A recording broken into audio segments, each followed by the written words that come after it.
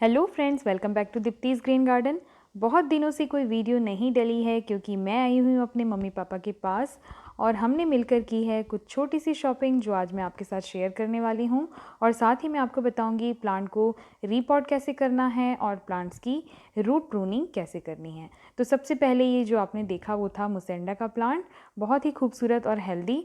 और ये जो प्लांट है इसका नाम मैं भूल चुकी हूँ, अगर आप में से किसी को पता हो तो ज़रूर से मुझे कमेंट बॉक्स में बताइएगा।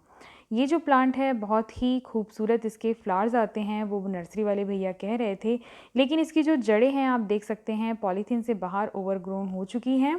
तो उसी के बारे में मैं आपको उसको रीपॉट करते करते मैं आपको उसके बारे में बताऊंगी। और ये जो प्लांट है ये है मांडेविला की बेल। येलो कलर के फ्लावर्स इसमें आएंगे, बहुत ही खूबसूरत और हेल्दी है। और इसके साथ ही आप देख सकते हैं कि इसमें एक पत्ती जो है वो येलो हो रही है। तो ये सब के क्या क्या रीज़न हैं वो सब भी मैं आपको साथ में शेयर करती जाऊंगी। उसके बाद हम आते हैं, ये जो प्लांट है ये है सोन चंपा का प्लांट। इसकी वीडियो मैंने अपने चैनल में शेयर की थी। बहुत ही खूबसूरत इसका फ्लावर होता है और बहुत ही प्यारी इसकी खुशबू होती है। एक फ्लावर ही आपके पूरे गार्डन को इतनी ज़्यादा खुशबू से महका देता है कि बस वहाँ का जो मौसम है वो बहुत ही खुशनुमा सा हो जाता है। और ये जो 3 प्लांट आप देख रहे हैं, 2 प्लांट जो हैं वो हैं पॉइंसेटिया के, और उसके साथ में एक प्लांट रखा हुआ है वो है बेगम बहार का। तो ये तीनों प्लांट हमारे साथ जाने वाले हैं दीप्तीज़ ग्रीन गार्डन में। और देख सकते हैं आप ये बहुत ही ज़्यादा इसकी हेल्दी स्टेम है, इसलिए मैंने इनको ले लिया। और इन प्लांट्स की जो प्राइस है वो मैं साथ साथ में आपको देती जाऊंगी। आप देख सकते हैं ये भी बहुत ही हेल्दी कंडीशन में है। अभी अभी जब मौसम चेंज होता है, गर्मियों से जब ये बारिशें शुरू होती हैं तो थोड़ी बहुत जो है पत्तियों में आप कहीं ना कहीं देखेंगे कि जैसा हम सर्दियों की शॉपिंग करते हैं और बारिश के जाने के बाद जब हम सर्दियों में जब शॉपिंग करते हैं उस समय जो प्लांट्स की ग्रोथ और जो उनकी कंडीशन होती है वो बहुत ज़्यादा खूबसूरत होती है। लेकिन अभी जब मौसम बदल रहा होता है तब थोड़े से प्लांट में आपको ये सब कुछ पत्तियों में कलर के चेंजेस ये सब कुछ दिखता है, क्योंकि मौसम का बदलना, पानी ज़्यादा कम होना, ये सब चीज़ें प्लांट्स में इफ़ेक्ट करती हैं। तो सबसे पहले हम आते हैं इस प्लांट के साथ। देखिए आप इसकी जो जड़ें हैं वो पॉलीथीन से बाहर निकल गई हैं, यानी कि जहाँ पर ये प्लांट था वहाँ पर इसकी जो जड़ें हैं वो बिल्कुल ज़मीन में चली गई होंगी जहाँ ये रखा होगा। लेकिन जब मैं नर्सरी में इसको लेने गई वहाँ पर ये किसी पॉलीथीन के ऊपर था, यानी कि ये जहाँ से ट्रैवल करके आया है उसके बाद बहुत दिनों तक भैया के पास ये ऐसी कंडीशन में था जहाँ उनको ज़मीन में जगह नहीं मिली, फिर भी ये बहुत अच्छे से सर्वाइव कर रहा है, इसलिए मैंने इसको लिया।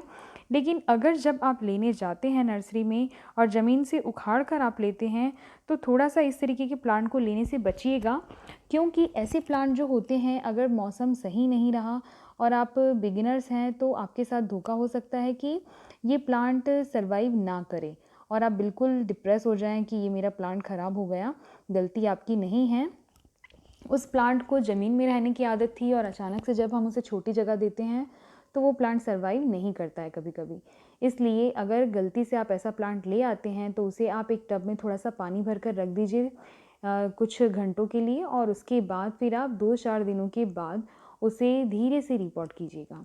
तो देखिए धीरे धीरे करके मैंने सारी मिट्टी को निकाल दिया है और जड़ों को बहुत ही हल्के हाथों से मिट्टी से अलग करना है।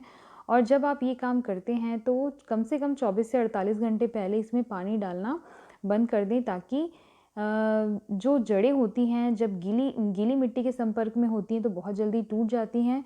लेकिन अभी मिट्टी बिल्कुल भुरभुरी हो चुकी है तो थोड़ा सा जड़ों को खतरा कम होता है। तो इस तरीके से पहले से एक गमले में मैंने आधी मिट्टी भर ली थी और प्लांट को रख कर मैंने देख लिया था। और इस तरीके से प्लांट को रखने के बाद ऊपर से मैं डाल रही हूँ थोड़ी सी हल्दी और इसके साथ में मैंने डाला है सिनेमन पाउडर।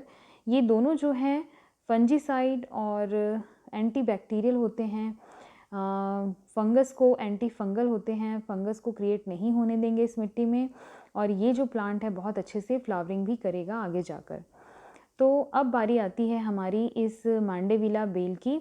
तो देखिए आप इसमें एक स्टिक लगी हुई है, उसको मैं निकाल रही हूँ। और ऐसी कोई सूखी ब्रांचेस हो तो जब भी आप किसी प्लांट को रीपॉट करते हैं तो सूखी ब्रांचेस और इस तरीके का कुछ भी अनवांटेड जो चीज़ें होती हैं उसको आप निकाल दें।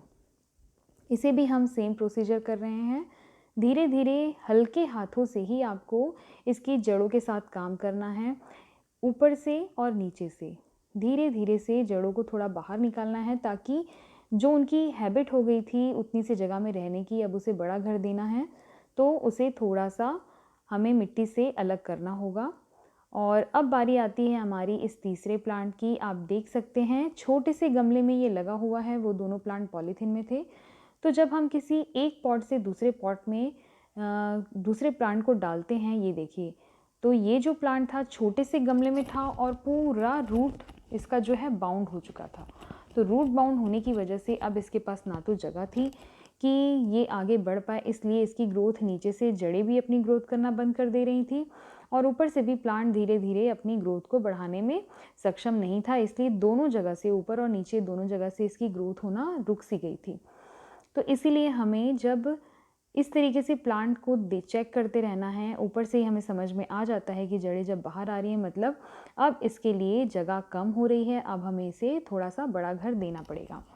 तो सेम प्रोसीजर है, हल्के हल्के हाथों से आपको जड़ों से मिट्टी को हटाना है और जड़ों को हम इसमें थोड़ा सा, क्योंकि ये पूरा रूट बाउंड हो चुका था तो इसकी रूट्स को हमें, इसकी जो रूट्स हैं वो काम करना बंद कर चुकी थी और देखिए ये करते करते मेरे हाथ से ही इसकी यहाँ से एक स्टेम कट चुकी है, लेकिन कोई बात नहीं, ये एक तरीके से हमारी प्रूनिंग हो गई। वहाँ से 2 ब्रांचेस और आएंगी और ये प्लांट धीरे धीरे घना हो जाएगा। देखिए इसकी मिट्टी जो इसके साथ में आई थी बहुत ही भुरभुरी है, तो इसी तरीके की सॉइल मिक्स हमें बनाकर सारे प्लांट्स को उसमें डालना चाहिए। देखिए मैंने जो मिट्टी बनाकर रखी है बिल्कुल उसके जैसी ही भुरभुरी तैयार है। तो सेम प्रोसीजर है, गमले के नीचे होल होना बहुत ज़रूरी है। आधा गमला मैंने पहले से ही मिट्टी से भर लिया था और उसमें मैंने इसकी जगह देख ली थी कितना ऊपर मुझे इसको रखना है। उसके बाद प्लांट को रखकर ये चीज़ आप हमेशा ध्यान रखें कि हल्का हल्का जड़ें बीच में हैं तो साइड से जड़ों को नुकसान ना हो, और वहाँ पर कैंची या इसके जो टूल्स होते हैं या कुछ ना हो तो आप थोड़ी सी जगह बनाकर मिट्टी को दबाएं ताकि उसके अंदर एयर पॉकेट्स ना रहें। और लीजिए जी, ये एक नन्हा सा गार्डनर है, मेरी छोटी सिस्टर का बेटा है जिसे गार्डनिंग का बहुत ज़्यादा शौक़ है। बहुत छोटा है अभी ये, लेकिन उसे इतना शौक़ है कि हर समय उसे कुछ ना कुछ प्लांटेशन करना होता है या वाटरिंग करनी होती है।